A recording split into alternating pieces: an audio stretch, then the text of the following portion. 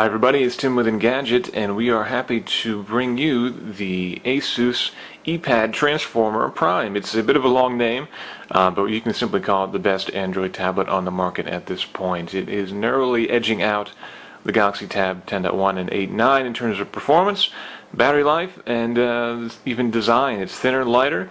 It's simply a very nice tablet. Let's get you a quick walkthrough of the device itself. Up front here we have a 10-inch Super IPS Plus display, which offers 600 nits of brightness, which is about the highest that we've seen on a tablet, although in real life it doesn't really seem that much brighter than comparable tablets, say the iPad 2 or the Galaxy Tab 10.1. It is noticeably brighter, and we do find that the contrast is very good, especially off-viewing contrast is very, very good. You can get up to 178 degrees without really losing much contrast at all. So that is definitely an impressive step forward. We'll flip it over, and so you can take a look at the design. You can see the spun aluminum design, which is very similar to the Asus ZenBooks as well, the other Ultrabooks from the company. It's a bit of a design styling exercise here, but it does look quite nice, and we've also found it to be quite durable. It's not as prone to scratching as the aluminum on the iPad, and it certainly feels a bit more sturdy than the plastic that we see on the 10.1. Now on the bottom we have a proprietary connector for charging and for data exchange, and there are also two ports on one side and on the other here for locking this into the dock, which we will show you in just a moment. On this side is the 3.5mm headphone jack. Here we have an 8 megapixel camera with an LED flash. On this side we have a volume rocker and a micro HDMI port, and finally a micro SD slot for easily expanding storage, which is certainly a nice thing. This tablet comes with 32 gigs of storage built in, which is quite nice, but if you want more, it's very easy to do with the micro SD expansion. Let's go for just a quick walk through. The software here is Honeycomb, as you can see, so we're not looking at ice cream sandwich just yet, but Asus has promised that that will be coming. There are some minor customizations to look at. As you can see, we've got some settings here. You can change the performance of the tablet here. If you want to save battery life, you can very easily toggle Bluetooth on and off, Wi-Fi on and off, and adjust the brightness. We'll go ahead and pop this into Super IPS Plus mode.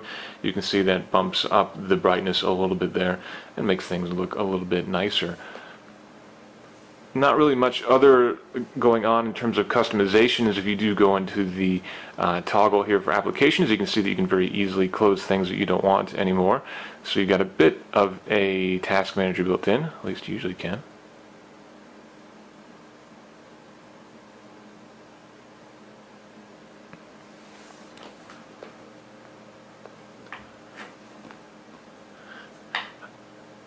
Now we'll go into the task selector here, and you can see now you've got an X, so you can do some task management here if you like, but again, not a lot of customization. This is pretty minimal in terms of customization, pretty similar to the TouchWiz customizations that we see on the Samsung devices, but minus the little quick shortcut for the applications that Samsung is delivering. Let's go ahead and give a quick idea of performance. Load up the browser. Now this is the Tegra 3 chipset, the first quad-core processor in a tablet that we've seen, and the performance is quite good. Benchmark scores are about the highest on average that we've seen of any tablet, and overall responsiveness is quite good as well, but it's not exactly in a different league compared to something like the 10.1 or other tablets that we've seen in the past. It is quick, but it's not going to really blow you away.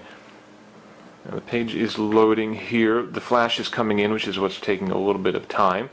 But once loaded, things are very quick and responsive, pinch to zoom, and browsing is definitely a pleasure on this device.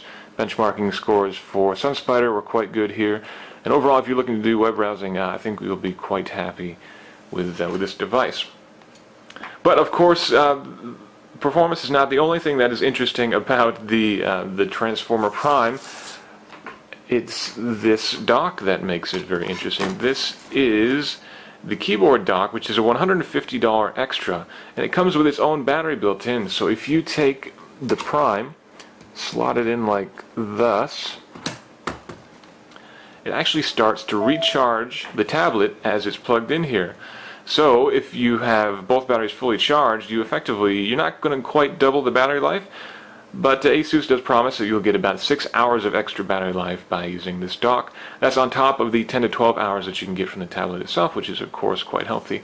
The keys, as you can see, are an island or chiclet based design, but they are fairly small, and it's a bit of a cramped typing experience, something like a smaller netbook if you are familiar with that kind of thing.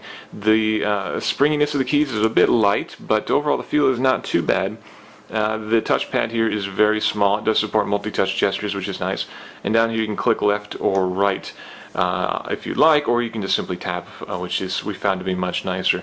The biggest issue we had with the touchpad is that it does not deactivate when you're typing. It's very easy to accidentally brush it as you're typing away on the keyboard, which causes the cursor to move and can cause all sorts of headaches if you are trying to write on here, which in theory you would be doing. So $150 extra for this, which turns it into basically a nice little laptop, a very small laptop as it were, with very good battery life and very light weight as well, so it's very easy to take with you, and certainly a much nicer alternative than a netbook these days for not a whole lot extra money. To unleash that, you slide that to the side, and there you go, you're back to having a tablet again. So again, we think this is the best Android tablet on the market at this point. In terms of performance, battery life, design, it is certainly outpacing the Samsung Galaxy Tab 10.1 and the 8.9.